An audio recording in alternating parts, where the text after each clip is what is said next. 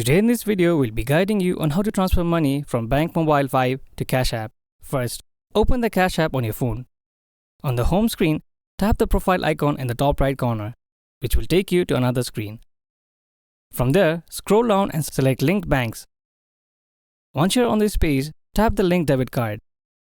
Instead of entering your card details, choose the No Card option and hit Continue at the bottom of the screen.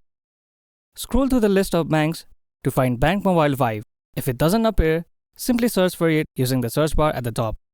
Next, it will ask you to authenticate your BankMobile Vibe account.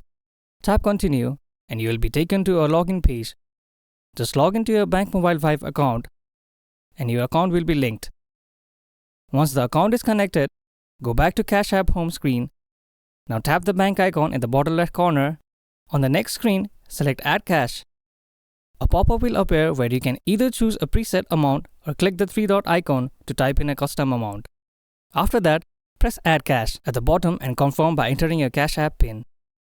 And that's it. You've now transferred money from BankMobile Vibe to Cash App. Thank you for watching. If you find this video helpful, please don't forget to give it a thumbs up and subscribe to our channel for more.